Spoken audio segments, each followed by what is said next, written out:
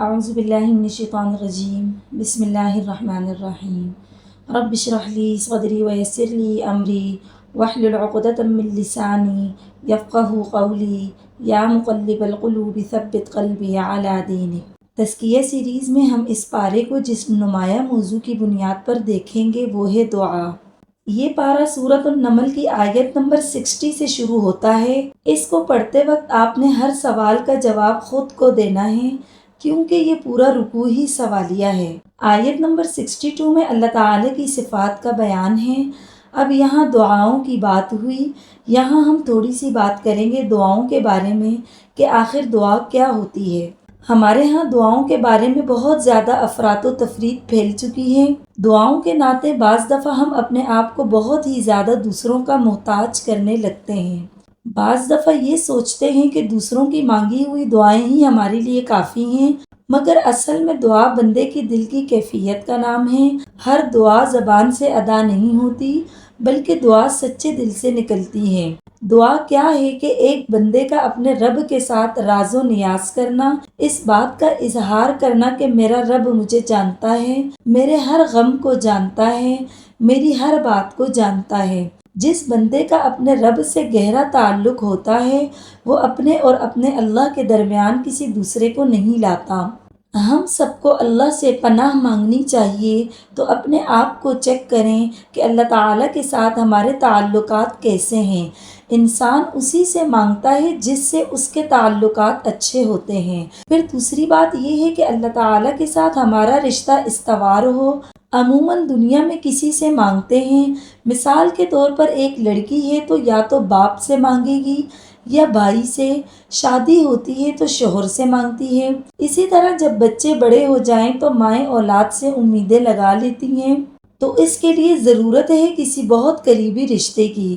اللہ تعالیٰ کے ساتھ بندے کا رشتہ وہی ہے جو سورۃ الفاتحہ میں بتا دیا گیا کہ تیری ہی عبادت کرتا ہوں اور خاص تجھ ہی سے مدد مانگتا ہوں، یعنی میں بندہ اور تو رب، تو دینے والا، میں مانگنے والا، تو آقا اور میں محکوم، میں عابد ہوں، تو معبود ہے۔ اس سوچ کے ساتھ بندہ اپنے دل میں بھی جو رکھتا ہے، اللہ اس کی پکار کو سنتا ہے۔ آیت 62 کو سامنے رکھتے ہوئے دیکھیں تو اس آیت میں اللہ تعالیٰ نے مضطر، مجبور کی بات کی ہے۔ آپ دیکھیے جو مظلوم ہوتا ہے اس کی بد دعا سے بہت ڈرنا چاہیے، اس لیے کہ مظلوم بعض دفعہ مشرک بھی ہوتا ہے تو اس کی دعا اللہ تعالیٰ قبول کر لیتے ہیں۔ اس پارے کو پورا کرنے سے پہلے اپنے دل میں یہ نیت کر لیں کہ مجھے ہر غیر سے بے نیاز ہو جانا ہے۔ کوئی کچھ نہیں کر سکتا اگر اللہ نہ چاہے۔ لوگوں کے دل اللہ کے ہاتھ میں ہیں، لوگوں کا مال اللہ کے ہاتھ میں ہے، لوگوں کی محبتیں اللہ کے ہاتھ میں ہیں۔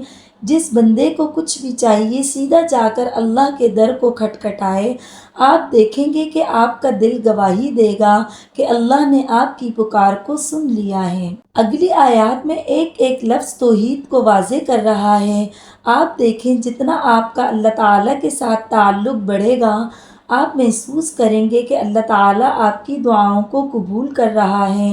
اصل میں آج بات یہ ہے کہ اللہ تعالیٰ سے تعلق میں کمی ہے۔ اللہ تعالیٰ دینا چاہتا ہے لیکن ہمیں لینا ہی نہیں آتا۔ آیت 73 میں شکر کی بات ہوئی ہے، تو ہم اللہ تعالیٰ کا فضل دیکھیں تو آنکھیں بھیگنے لگتی ہیں۔ صرف اپنی لسٹ بنا کر دیکھیں کہ اللہ تعالیٰ نے مجھے کیا کچھ دیا ہوا ہے، اور اللہ تعالیٰ کے ساتھ اپنا معاملہ بھی دیکھ سکتے ہیں کہ کیا واقعی اللہ تعالیٰ نے جو کچھ مجھ پر رحم کیا ہے اس کی وجہ سے میں اللہ تعالیٰ کی محبت محسوس کرتا ہوں، غیروں سے بے نیاز ہو چکا ہوں یا نہیں۔ اور اگر آپ لسٹ بنا کر دیکھیں تو آپ حیران ہو جائیں گے کہ اللہ تعالیٰ کی ذات بندے کو اتنا کچھ دیتی ہے، اس کے باوجود بندے اس کی قدر کم ہی کرتے ہیں۔ تو اللہ کا فضل ہم پر کتنا زیادہ ہے، اس کو محسوس کرنے کی ضرورت ہے۔ اس کے بعد آیت 76 سے بنی اسرائیل کا قصہ شروع ہوتا ہے۔ اگلی آیات میں کتنی بڑی حقیقت بیان کی گئی ہے۔ آپ دیکھیے نبیوں کے دل بڑے رقیق ہوتے تھے، وہ اس کے ساتھ دنیا میں جیتے تھے کہ کوئی بندہ بھی جہنم کا ایندھن نہ بنے۔ اور جس نے خود آگ دیکھی ہو اس کو یقین بھی تو آ ہی جاتا ہے۔ اللہ تعالیٰ اپنے نبیوں کو بعض دفعہ جنت اور جہنم کا مشاہدہ کروا دیتے تھے، پھر وہ تڑپ پیدا ہوتی ہے جس کے بارے میں اللہ کے نبی صلی اللہ علیہ وسلم نے فرمایا، لوگوں اگر تمہیں پتہ چل جائے جو مجھے پتہ ہے تو تم ہنسو کم اور رو زیادہ، اور اپنی بیویوں سے بستروں پر لذت لینا چھوڑ دو اور تم جنگلوں میں چلے جاؤ۔ لیکن آج آپ دیکھیے کہ جب ہم اسی جہنم سے اپنے آپ کو بچانے کی کوشش کریں یا دوسروں کو روکیں تو دوسرے بھی اس کو بہت لاپرواہی سے لیتے ہیں۔ تو ایسی تمام چیزوں پر اللہ تعالیٰ فرما رہے ہیں کہ اللہ پر بھروسہ رکھو۔ آیت 82 کی روشنی میں دیکھیں تو احادیث سے پتہ چلتا ہے کہ رب قیامت کی جو بڑی علامات ہیں جن کو علامت کبریٰ کہتے ہیں، اس میں زمین سے جانور کا نکلنا ہے۔ وہ لوگوں کو جا کر نصیحت کرے گا۔ فرمایا یہ وہ وقت ہوگا جب لوگ ایک دوسرے کو برائی سے روکنا چھوڑ دیں گے۔ اللہ قادر ہے اس بات پر کہ وہ جانوروں سے کام کروا لے۔ سورۃ النمل میں دیکھا ہدہد کے ذریعے سے ملکہ سبا کو پیغام پہنچ گیا۔ اللہ نے ابابیلوں کے ذریعے سے اپنے گھر کو بچا لیا۔ اگر ہم کچھ کریں گے تو صرف اور صرف اپنے لیے کریں گے، اللہ کو اس کا کچھ بھی فرق نہیں پڑے گا۔ اسی طرح آیت 83 سے اگلی آیات میں قیامت کا منظر پیش کیا گیا ہے۔ ہم وہاں اپنے آپ کو محسوس کریں۔ قیامت کے دن اللہ تعالیٰ لوگوں کو گروہوں میں لے کر آئے گا۔ اللہ تعالیٰ سب کو اکٹھا کرے گا، جو لوگ دنیا میں جس معیار کے تھے وہاں سب کو ایک جگہ اکٹھا کرے گا۔ مثال کے طور پر سود خوروں کا ایک گروہ ہو جائے گا، زانیوں کا ایک ہوگا، شرابیوں کا ایک ہوگا۔ ہم آج اپنے آپ کو چیک کریں تو اللہ تعالیٰ نے ہمارے عیبوں پر پردے ڈال رکھے ہیں۔ نیک اور بد ملے جنے ہیں۔ پتہ نہیں کس کی نیکی کی وجہ سے ہم بھی عذاب سے بچے ہوئے ہیں، لیکن قیامت کے دن سب لوگ الگ الگ ہو جائیں گے اور پھر اللہ پوچھے گا تم نے میری آیات کو جھٹلا دیا، یعنی نہ تم نے پتہ کیا نہ سوچا، بس سنی سنائی باتوں پر میری آیات کو جھٹلا دیا۔ آج بھی دیکھیں کہ جب علم نہیں ہوتا تو اس وقت لوگ بات کو زیادہ جھٹلا رہے ہوتے ہیں۔ جب علم آتا ہے تو انسان کو اپنی کم علمی کا اتنا خطرہ لگ جاتا ہے کہ کسی بات میں ہاں اور نہ کرتے ہوئے ڈرنے لگتا ہے۔ ہم سب کے لیے یہاں محاسبے کا نقطہ ہے کہ کیا میں واقعی ہی اللہ کی آیتوں کو جھٹلاتا تو نہیں ہوں، یا جب اللہ کے کلام کی باتیں میرے سامنے کوئی رکھتا ہے تو میں اس کو ایسے ہی بے توجہی سے تو نہیں سنتا۔ آیت 86 میں دن اور رات کا تذکرہ ہے، ساتھ ہی اللہ کی نشانیوں کی بات ہوئی ہے۔ آپ دیکھیے رات اور دن کا تذکرہ ایک ساتھ آتا ہے اور اس کے ساتھ یہ بات آتی ہے کہ اس میں نشانیاں ہیں۔ تو جب ہم غور کرتے ہیں کہ رات اور دن میں کیا نشانیاں ہیں تو دیکھیے دونوں ایک دوسرے کے مخالف ہیں۔ ایک ٹھنڈی ہے تو ایک گرم ہے۔ دن عموماً گرم ہے اور رات ٹھنڈی ہے، لیکن کتنی ہم آہنگی ہے۔ اس سے پتہ چلتا ہے کہ انسان کو بعض دفعہ اپنے سے مختلف مزاج لوگوں کے ساتھ بھی کام کرنا پڑتا ہے۔ پھر اسی طرح دیکھیے کہ رات کو غم کی علامت اور صبح کو خوشی کی علامت کے طور پر لیں۔ پارے کا موضوع دعا ہے تو بعض دفعہ دعا کرتے وقت ایسا لگتا ہے کہ میری تو اب غموں کی رات کبھی بھی ختم نہیں ہوگی۔ تو اس وقت اس آیت کو یاد رکھیں کہ رات کتنی ہی لمبی کیوں نہ ہو، اس کی صبح ضرور ہوتی ہے۔ ہر غم کی ایک انتہا ہے، یا تو اللہ غم دور کر دیتا ہے یا غموں کو اس دنیا سے اٹھا کر لے جاتا ہے۔ صرف فکر یہ کرنی ہے کہ آخرت اچھی ہو۔ وہ کہتے ہیں نا کہ مر کے بھی چین نہ پایا تو کدھر جائیں گے۔ تو ایک لمحے کو سوچئے، اگر ہماری قبر کے بعد کی زندگی خراب ہوئی تو کیا بنے گا۔ اسی کے کچھ مناظر اگلی آیات میں ہیں، اور سوچیں اپنے آپ کو ذرا کھڑا کریں اس جگہ کہ جب پہاڑ ہلنے لگیں تو میرا کیا حال ہوگا۔